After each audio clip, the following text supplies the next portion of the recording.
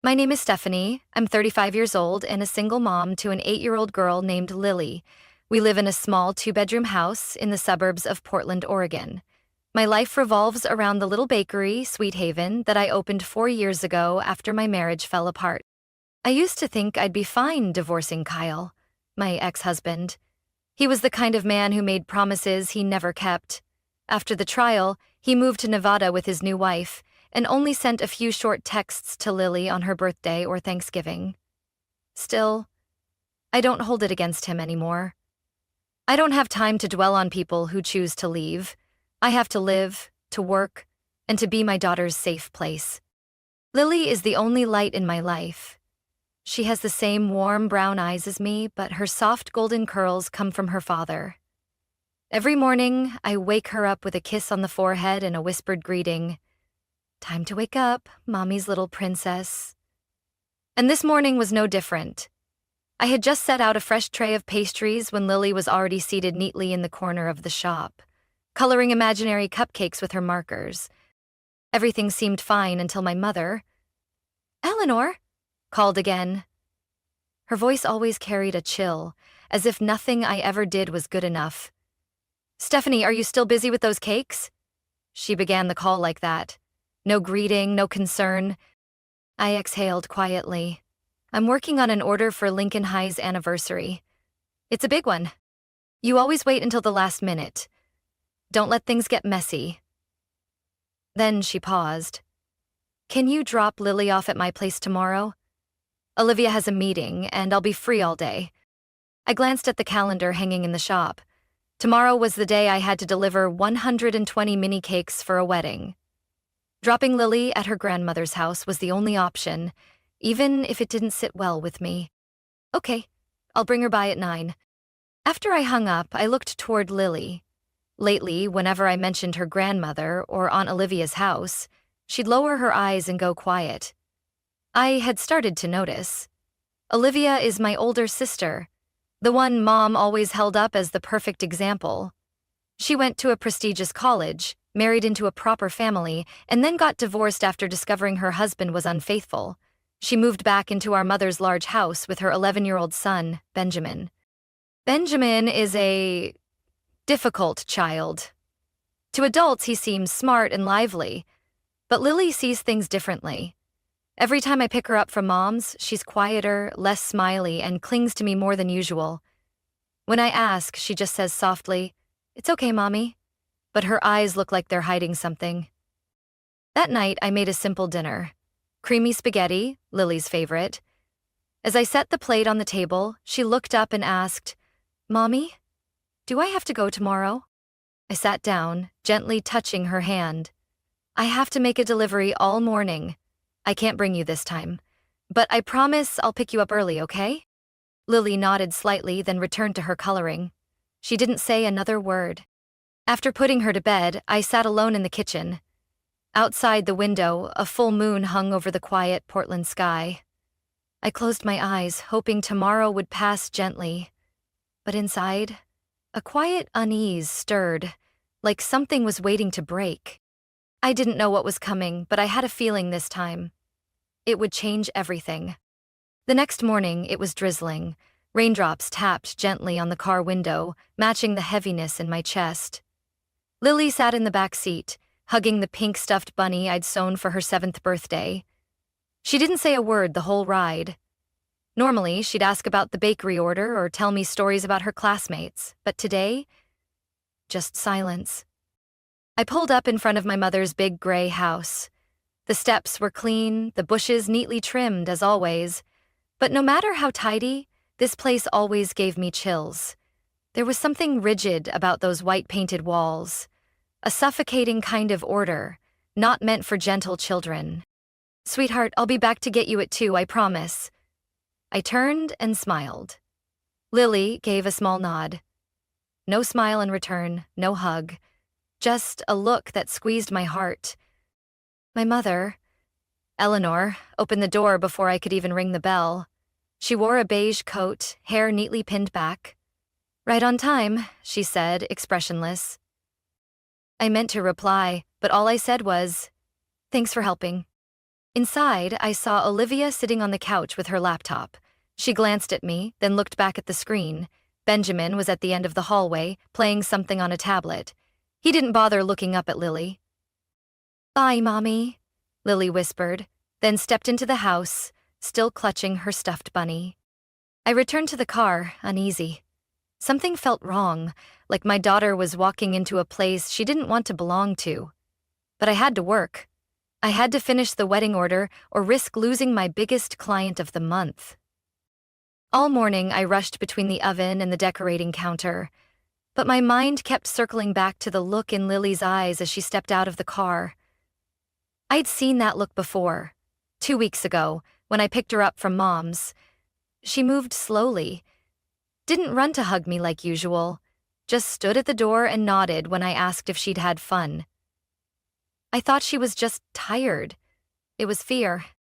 At exactly 2 o'clock, I was back at my mother's house. I hurried to the door and knocked 3 short times. My mother opened it with a polite smile. "You're a few minutes early." "I promised I'd be here," I said, trying to keep my voice calm. "Where's Lily?" "Probably in the room playing with Benjamin." I quickly stepped inside. Olivia was still there, didn't even glance up. I headed straight upstairs. The guest room, where Lily usually played, was silent. I pushed the door. No one inside. My heart started pounding. I went to Benjamin's room. The door was slightly ajar. When I opened it, Lily was curled up in the corner of the bed, holding her bunny, eyes red. Benjamin was playing a game, headphones on, not noticing me. "Lily?" I walked over. She looked up but said nothing, just buried her face in my shirt when I knelt to hug her. "What's wrong, sweetheart? Did something happen?" I whispered. She shook her head, but her fingers clutched my sleeve like she'd fall apart if she let go. I turned to Benjamin. "Did something happen?" He took off one side of his headphones, looked at me casually. "I didn't do anything, just playing my game." I didn't answer. I knew that evasive look too well. Back downstairs, I said goodbye to Mom and Olivia mechanically. Mom was indifferent. Olivia didn't say a word.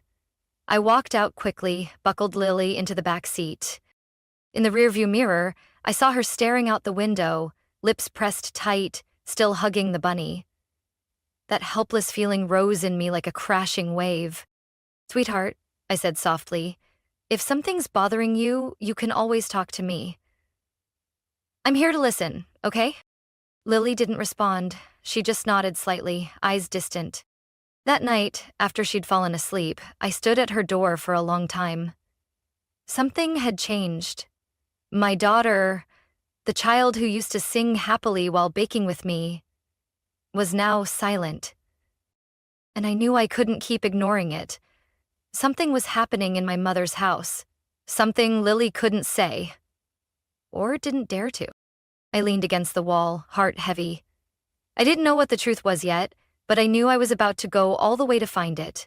And this time, I wouldn't let my daughter face it alone.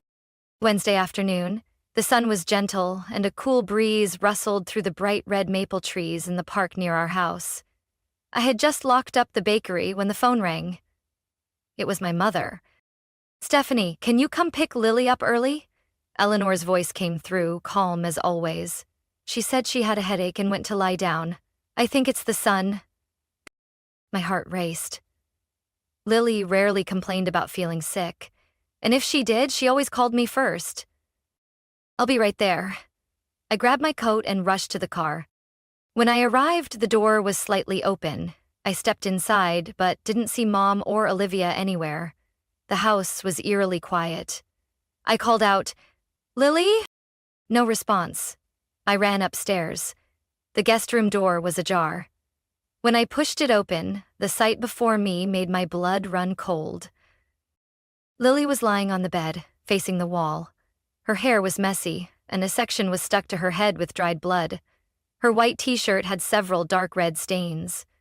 Her arms clutched the stuffed bunny to her chest, and her whole body trembled. "Lily?" I rushed over and held her. "Oh my God, what happened?" She slowly turned her head, her face contorted in pain. Tears streamed down her cheeks, her lips quivering. I slipped on the stairs, Lily whispered, eyes avoiding mine. I didn't believe it. A fall down the stairs couldn't have caused that kind of injury. That much blood?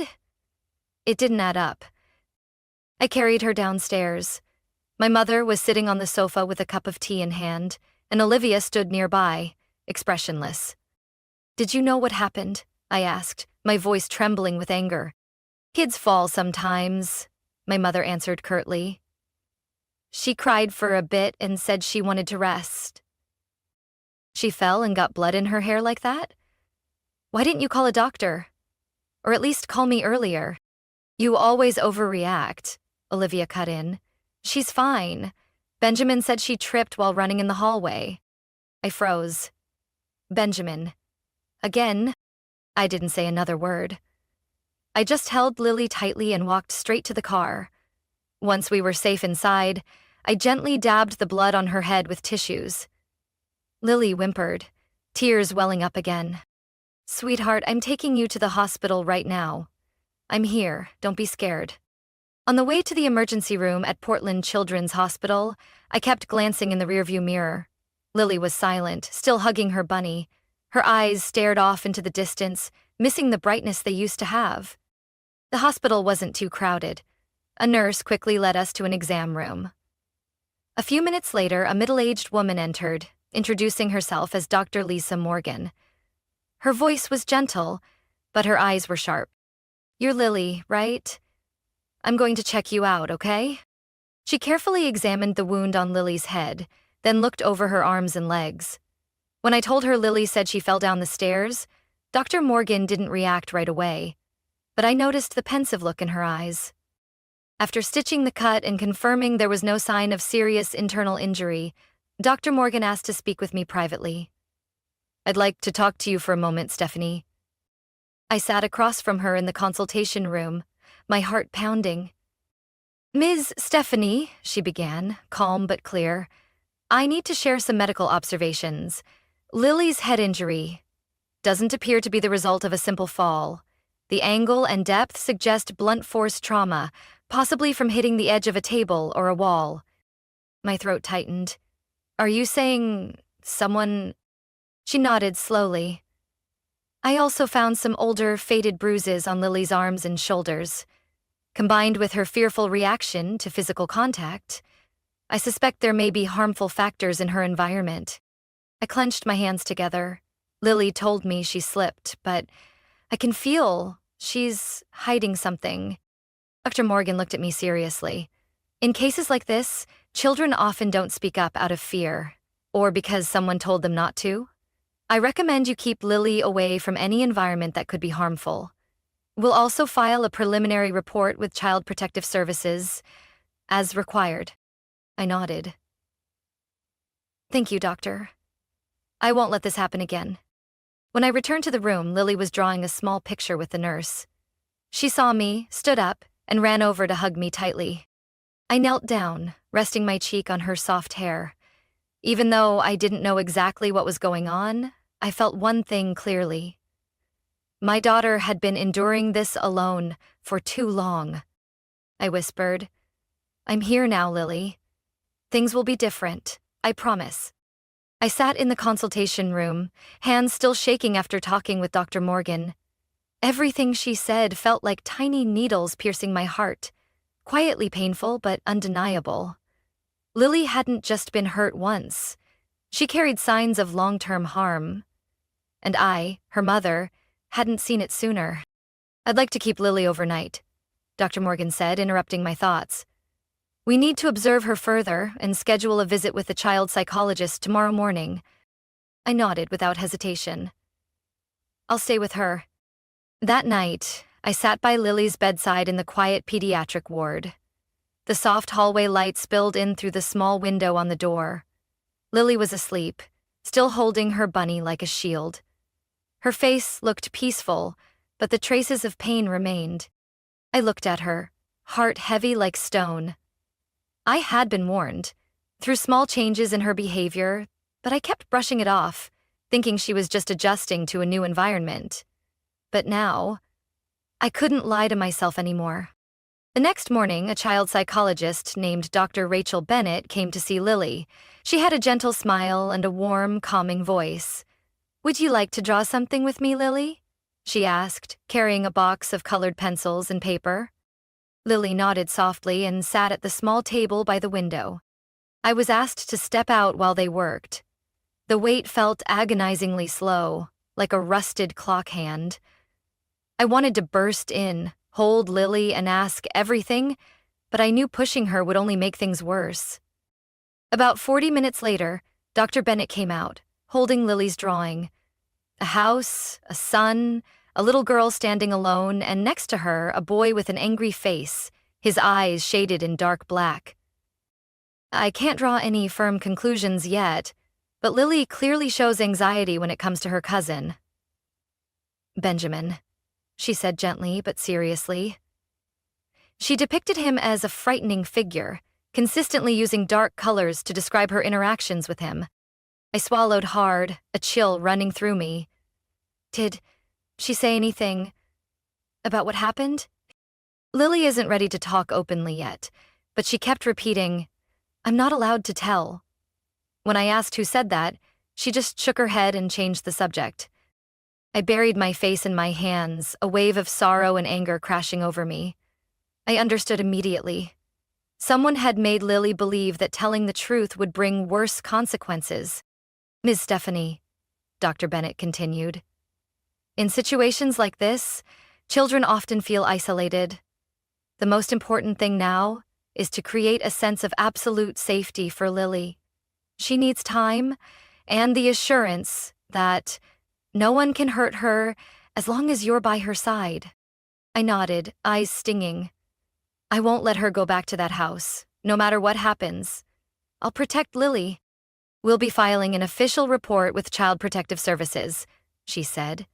"As for you, I recommend keeping interactions with the other party to a minimum, especially until it's clear who's directly responsible." That night, after Lily had fallen asleep in my arms, I opened my phone and reread the old messages from my mother and Olivia. Every word felt like a dull blade, cold, indifferent, and always turning the blame back on me whenever I asked questions. Conversations I once brushed off as normal now revealed themselves as polished layers of toxic silence. I knew this, saying, "I'll protect my child," wasn't enough. I needed evidence. I needed the truth. And if I had to go up against my entire family to win back Lily's safety, I wouldn't hesitate. I looked down at her sleeping face. Her breathing was steady, her cheeks rosy after a long day. I leaned in, kissed her forehead, and whispered, "You are the most precious thing in the world to me, and I won't let anyone hurt you ever again." In that moment, there was only one thing left in my heart. I had to uncover everything. Even if the whole world turned its back on me, I wouldn't back down. Because I'm Lily's mother, and because she deserves to live in love, not fear. I left the hospital with Lily in the late afternoon the next day. She remained quiet, still weary from a sleepless night and the talk with the psychologist. On the drive home, Lily asked just one question. "Mom, I don't have to go back to Grandma's house, right?" I tightened my grip on the steering wheel, looked at her through the rearview mirror, and answered, voice trembling, "No, sweetheart, I promised." But inside, I was torn. I knew that without solid proof, anything I said could be easily dismissed by my mother and Olivia. As a former lawyer, my mother had the experience to twist everything into a misunderstanding, and Olivia had always played the role of the perfect daughter in her eyes. If I cut off contact without clear justification, they'd put all the blame on me. And worse, they might try to get to Lily behind my back. That evening, after Lily was sound asleep, I called Maya, my best friend from college, now a software engineer. "Maya," I said after explaining everything, "I need your help. It's serious. It's about my daughter." Maya didn't ask much. She simply said, "Give me that stuffed bunny. I'll take care of the rest." 2 days later, Maya returned the familiar pink bunny. It looked exactly the same, every stitch untouched.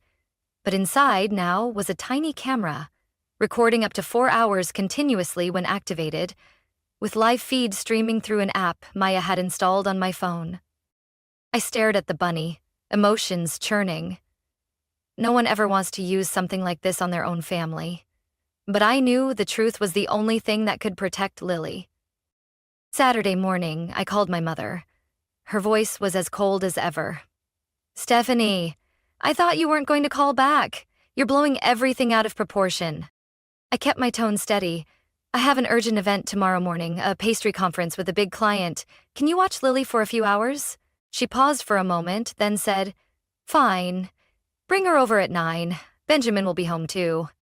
After the call, I sat quietly in the kitchen, the bunny lying in front of me. Lily walked out of her room, yawning, her hair messy. I knelt down and brushed it behind her ear. "Lily, today you need to go to Grandma's for a little while." "But this time?" "Mommy will be close." She looked at me, uncertain. I picked up the bunny and placed it in her hands. "Today, Bunny has a special mission. It's going to help Mommy know what's happening around you, even when I'm not there." Lily hugged the bunny tighter. "It can talk to you?" I nodded. "Yes, in its own way. Just keep it close, and Mommy will know you're okay." When I dropped Lily off, Olivia opened the door, looking reluctant. "Let's hope you don't cause another scene this time." I didn't respond. I just leaned down, kissed Lily's forehead, and whispered, "I'll be back for you soon." I didn't go far. Maya had helped me set up live streaming through the app. I sat in a cafe 3 blocks away, earbuds in, eyes locked on the screen. For the first 2 hours, everything seemed normal. Lily sat in the living room, coloring by the window.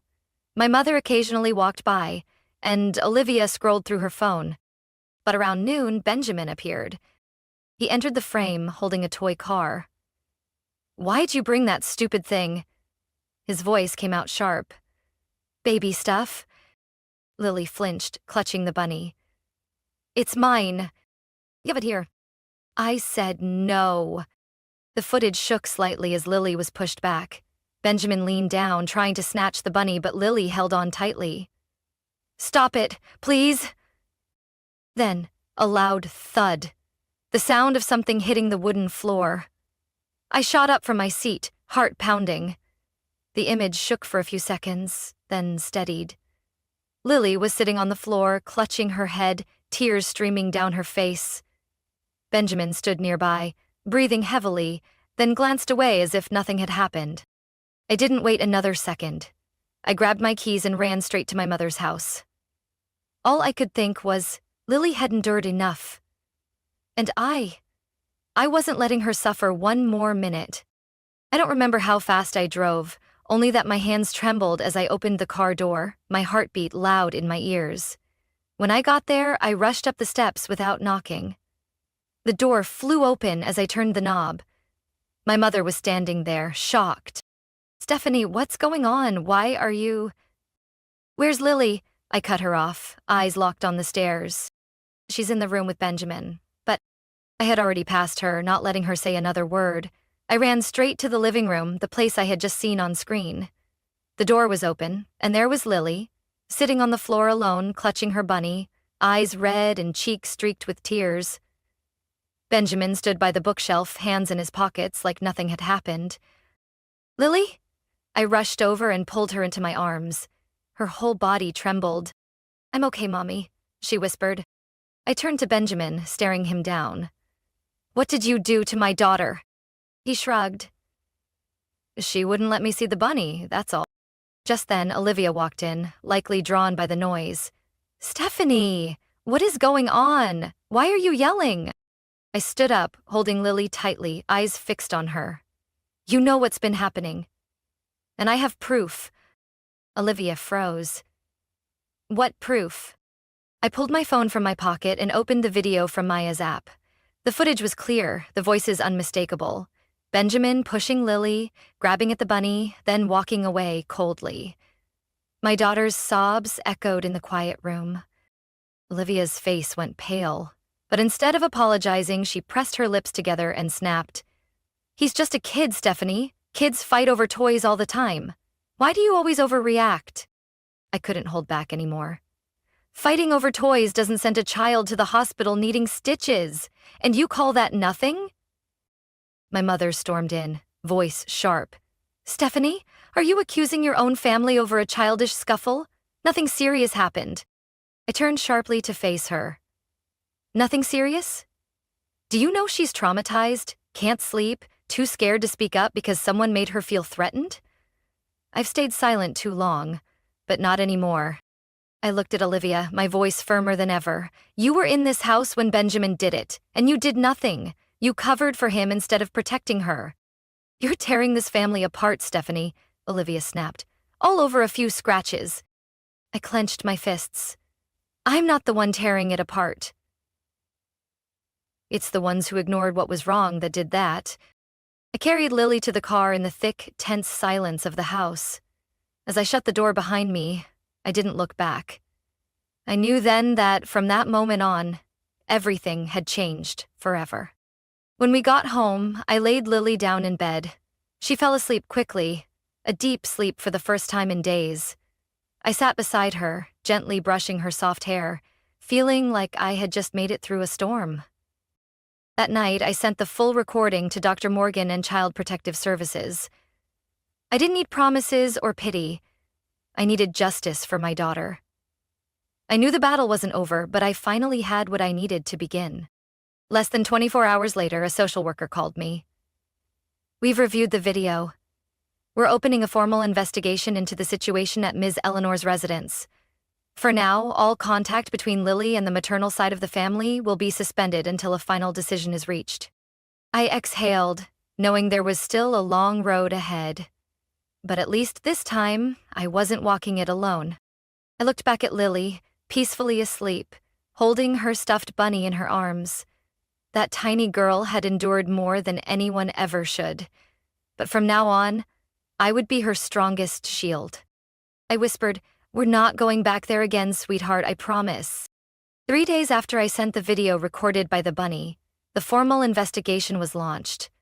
A representative from Oregon Child Protective Services contacted me on Tuesday morning, informing me that interviews would be conducted with everyone in my family.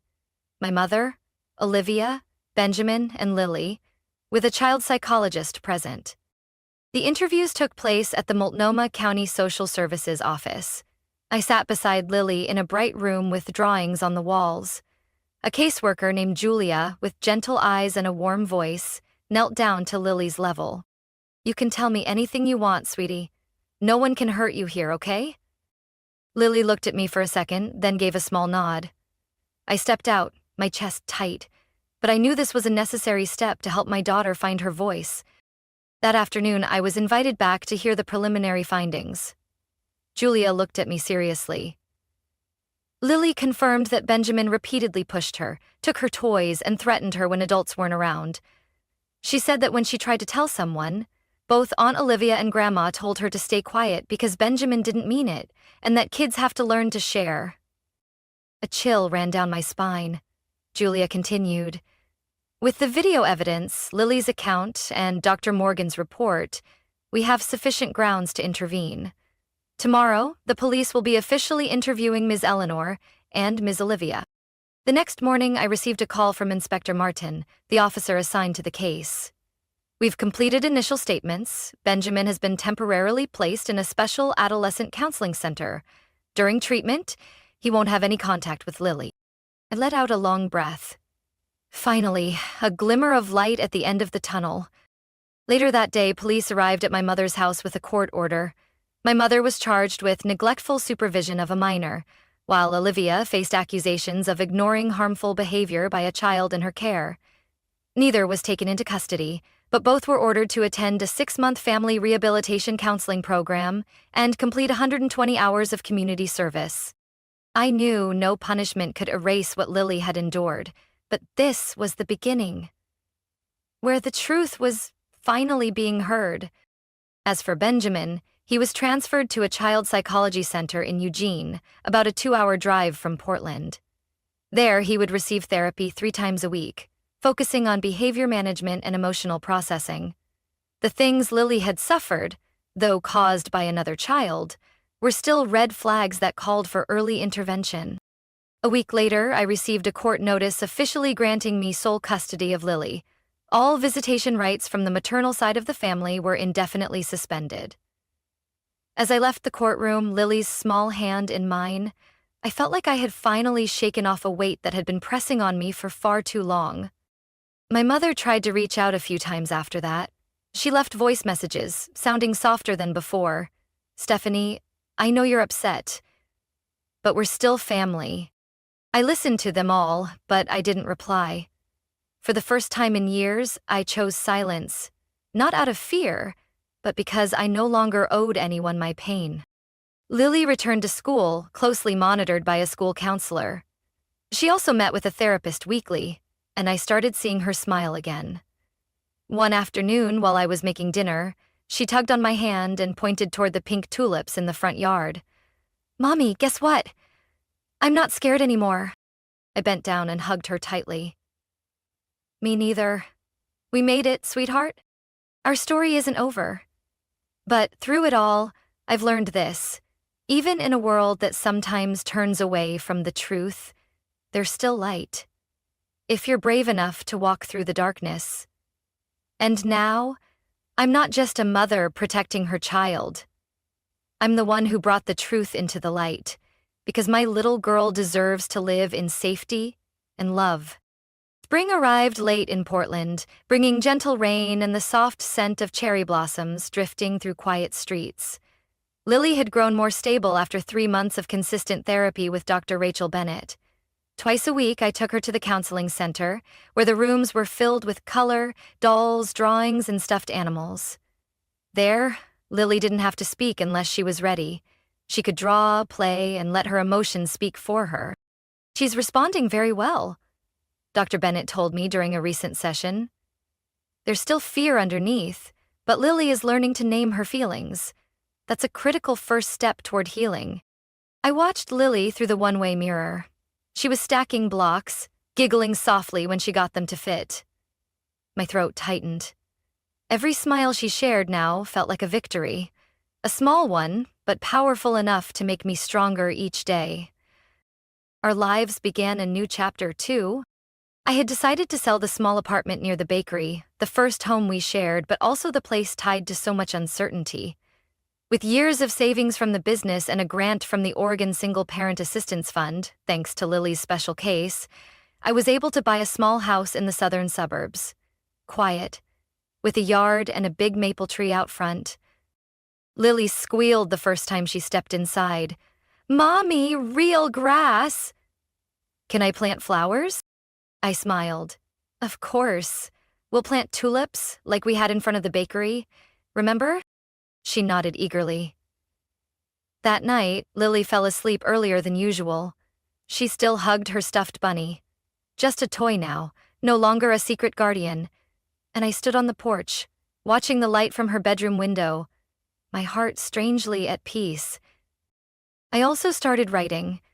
Late at night, after closing the shop and tucking Lily in, I sat at my laptop, recounting our journey. Every step, every wound, every decision. Not to reopen the pain, but so other mothers lost in the dark might see they are not alone. A month later, I received an invitation from Safe Steps Oregon, an organization that supports families with emotionally traumatized children. They had read my personal blog, where I shared Lily's story with honesty and courage. They wanted me to speak at their annual panel for parents and child psychology professionals. I hesitated at first. Public speaking was never my strength. But then I looked at Lily, now braver, raising her hand in class, expressing her feelings without fear. I realized I had to step out of my comfort zone too, just as my daughter does every day. The first talk took place at a community library. I stood on a small stage under soft lighting. In front of me were dozens of faces, fathers holding their children, mothers quietly wiping away tears. I shared my journey, without embellishment, without judgment. I spoke about the initial doubt, the pain of discovering the truth, and the strength that rose from unconditional love.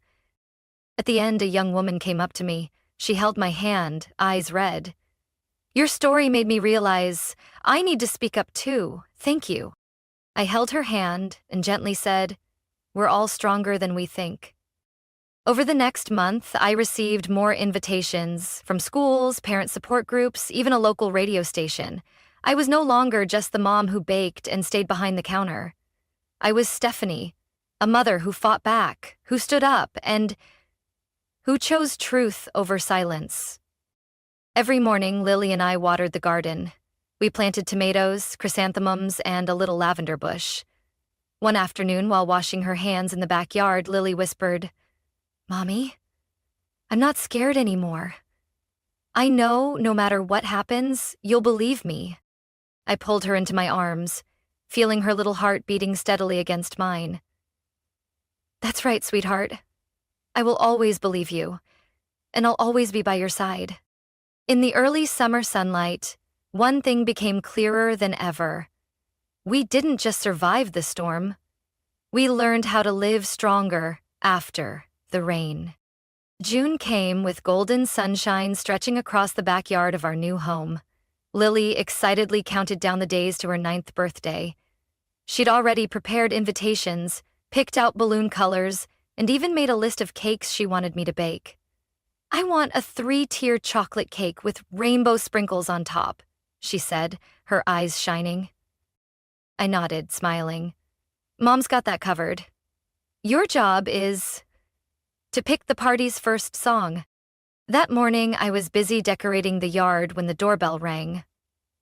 I opened the door and froze. My mother, Eleanor, stood there, holding a small gift wrapped in soft floral paper. She wore a light gray dress, her hair neatly tied back, and for the first time in a long time, her eyes didn't hold that usual look of judgment. Hi, Stephanie, she said gently, a bit hesitant. I know today is Lily's birthday. I didn't expect to be invited, but I brought her something. I looked at the gift, a swirl of emotions rising inside me. How did you even know? Did you forget I still keep all the grandkids' birthdays on my calendar? She gave a sad smile. At first, I thought I was right, that you were overreacting, placing blame. But after several sessions of mandatory counseling, I've realized there are things we just can't keep denying. I took the gift without saying anything. She hesitated, then turned to leave, but just as she stepped off the porch, Lily ran out from inside. Mommy, who's... She stopped when she saw her grandmother. The two of them looked at each other in a long silence. Eleanor bent down and said softly, Happy birthday, Lily. I'm very sorry I didn't protect you.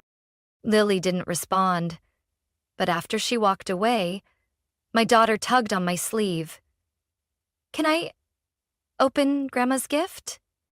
I nodded. Inside was a hand-knitted lavender-colored shawl, Lily's favorite color. The stitches were uneven, clearly made by someone inexperienced, but that made it all the more special. Grandma made this for me? Lily asked, eyes wide. I nodded.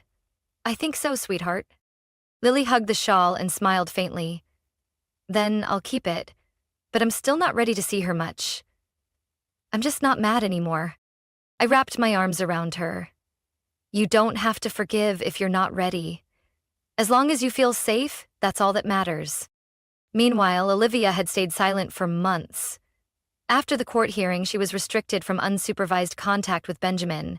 Temporary custody was granted to his father, and she could only visit him once a week under supervision. She never called me, never apologized. To her, I was the one who had betrayed the family. But I didn't need an apology. I didn't need validation. Because I knew what I did was right. That afternoon, Lily's small party took place under the soft golden sun. A few neighborhood kids ran around the yard, laughter echoing through the air.